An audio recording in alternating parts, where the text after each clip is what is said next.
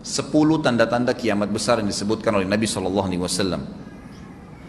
Kata beliau, amblasnya bumi di belahan timur yang pertama, terjadi gempa besar.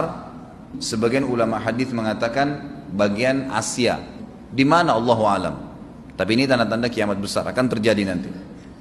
Kemudian terjadi lagi longsor bumi di belahan barat. Sisi barat bumi kita tahu wilayah Afrika dan seterusnya. Kemudian amblasnya bumi di Jazirah Arab. Ini yang dimaksud dengan amblasnya bumi, artinya longsor yang besar, yang sulit lagi untuk ditimbun, udah nggak bisa ditimbun, nggak bisa diperbaikin. Kalau di situ ada kota, ada kampung, pasti hancur udah. 3 sekaligus terjadi longsor di 3 titik yang berbeda dan secara waktu atau dalam waktu yang bersamaan. Ini sudah selangsung 3 tanda-tanda kiamat.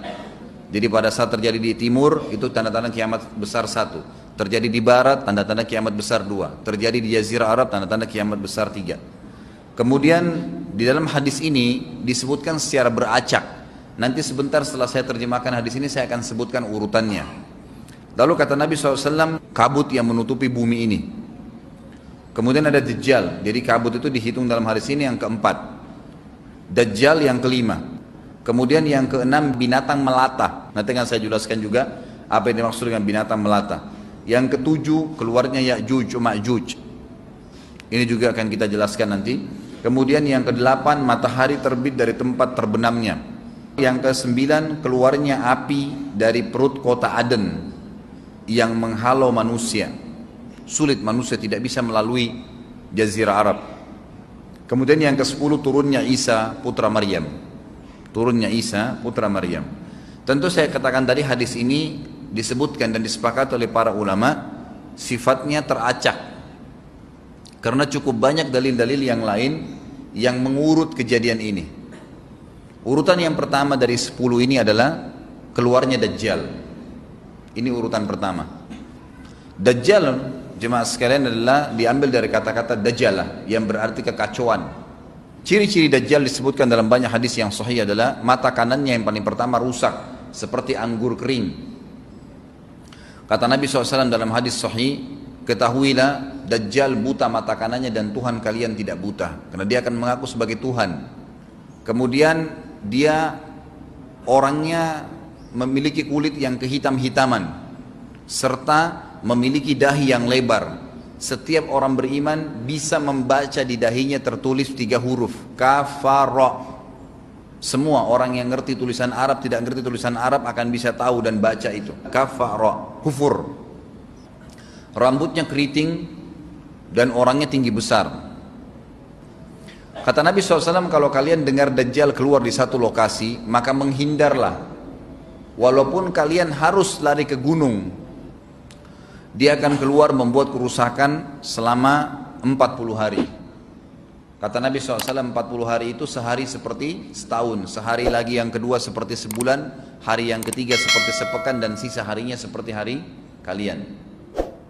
Dia akan keliling muka bumi semuanya, dan kata Nabi SAW, seluruh bumi ini akan dimasuki oleh Dajjal. Tidak tertinggal satu lorong, gang, jangankan kota atau desa, kecuali Dajjal akan masuk ke dalamnya, kecuali Madinah dan Mekah. Tidak bisa dimasuki oleh Dajjal. Kata Nabi SAW dalam hadis sahih, karena di setiap pintu gerbang Mekah dan Madinah malaikat menghenuskan pedangnya dan menghalau Dajjal sehingga Dajjal tidak bisa masuk. Pada saat dia tiba di Palestina, waktu yang bersamaan di kota Madinah berkecamuk. Kaum muslimin sepakat semua keluar untuk mengejar Dajjal dan membunuhnya. Keluar dari kota Madinah satu orang yang namanya seperti namanya Nabi Muhammad SAW, Muhammad bin Abdullah, dan dia dari turunan Nabi SAW juga. Dan orang ini punya julukan Mahdi, dikenal dengan Imam Mahdi. Inilah tanda-tanda kiamat yang kedua. Pada saat dia tiba di Mekah, dibaiatlah oleh banyak kaum muslimin, tidak disebutkan jumlah pasukannya, maka terbentuklah pasukan jihad yang mengejar Dajjal menuju ke Palestina.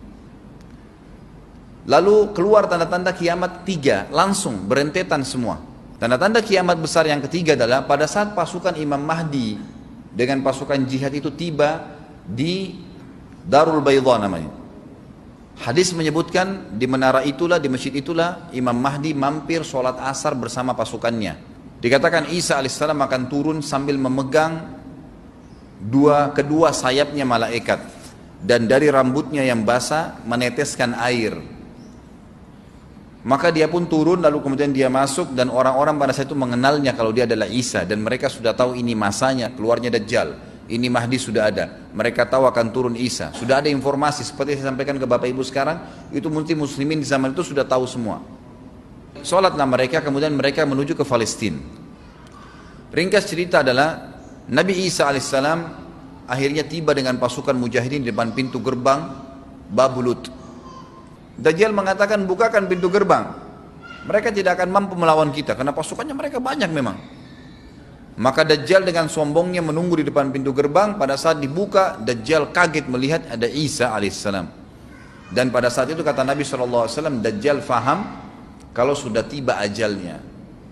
Begitu melihat Isa alaihissalam, dia lari dan badannya sambil meleleh di depan para pengikutnya. Pada saat Dajjal mati, pengikutnya pada ketakutan semua. Mereka anggap Dajjal Tuhan, mereka anggap Dajjal orang yang perkasa lah, orang yang kebal lah, beragam macam kelebihan. Mereka kaget pada saat mati, maka bertebaranlah mereka dan akhirnya mereka sembunyi di bawah pohon dan di atas batu. Kemudian batu dan pohon akan memberikan penjelasan, hai muslim ini Yahudi, bunuhlah.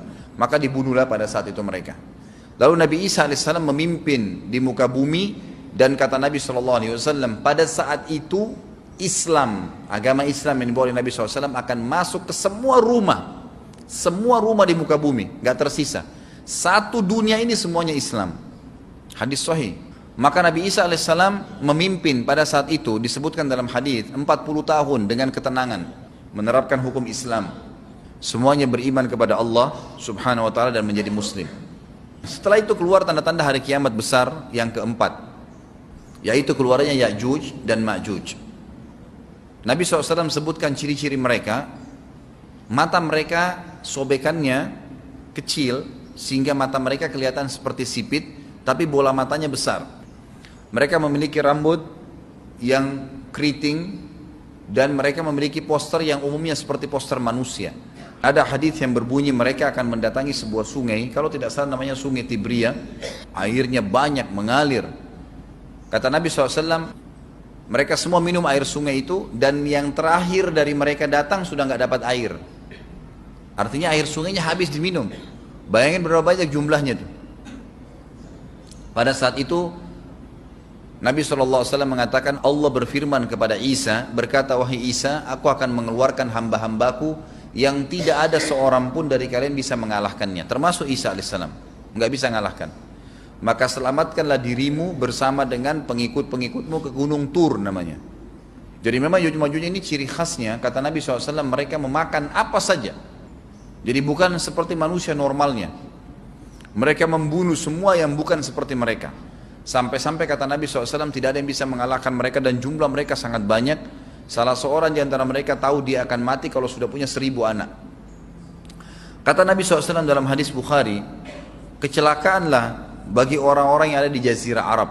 Kemungkinan besar makna ini adalah tempat mereka dekat dengan Jazirah Arab.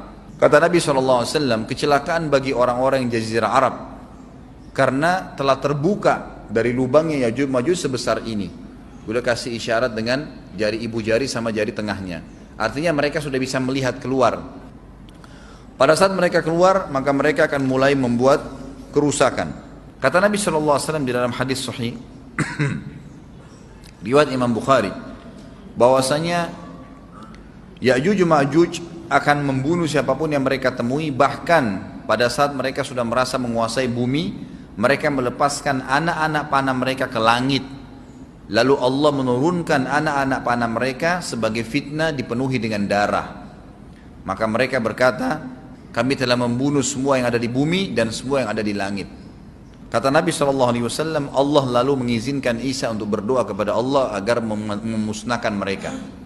Maka Isa alaihissalam pun akhirnya berdoa, meminta kepada Allah subhanahu wa ta'ala agar mereka semua dimusnahkan. Maka pada saat itu pun Allah subhanahu wa ta'ala menurunkan kepada mereka hama. Sebagian hadis menyebutkan serangga kecil seperti cacing, banyak sekali yang menimpa tubuh-tubuh mereka. Setiap orang satu. Dan itu membuat mereka mati. Kemudian setelah itu Isa alaihissalam memimpin lagi di muka bumi sampai beliau meninggal. Setelah Isa alaihissalam meninggal, kembali lagi sebagian besar manusia berbuat kekufuran. Maka Allah subhanahu wa ta'ala keluarkan tanda-tanda kiamat besar yang kelima. Yang kelima ini adalah keluarnya hewan atau binatang melata. Binatang melata ini disebutkan dalam hadis yang sahih riwayat Bukhari, bahwasanya Allah SWT akan keluarkan, tapi tidak disebutkan dari bumi mana dia keluar. Dia akan keluar hewan melata yang bisa berbicara seperti manusia dan badannya dipenuhi dengan bulu. Allahu a'lam bagaimana. Kemudian dia datangi orang-orang yang kufur tersebut dan menasihatin dan mengingatkan mereka. Yang tidak mau beriman, dalam hadis dikatakan dicap oleh hewan tersebut. Allahu a'lam dicap seperti apa, sehingga ketahuan mana yang kafir, mana yang beriman. Terus dia keliling di muka bumi tapi tidak disebutkan berapa lama. Lalu kemudian Allah lenyapkan si dabbah ini. Kemudian datang tanda-tanda kiamat yang ke-6. Tanda-tanda kiamat yang ke-6, 6, 7, 8. Itu berentetan semua. Longsor besar di timur, di barat, dan di jazirah Arab. Ini tanda-tanda kiamat terjadi serentak. Sudah 8. Kemudian terjadi yang ke-9, keluarnya api dari negeri atau dari kota Aden. Kota Aden ini di Yaman ya. Tentu hadis menjelaskan tentang masalah api yang keluar ini, artinya api bukan main-main, ini bukan kebakaran sebuah masjid atau sebuah bangunan 10 tingkat.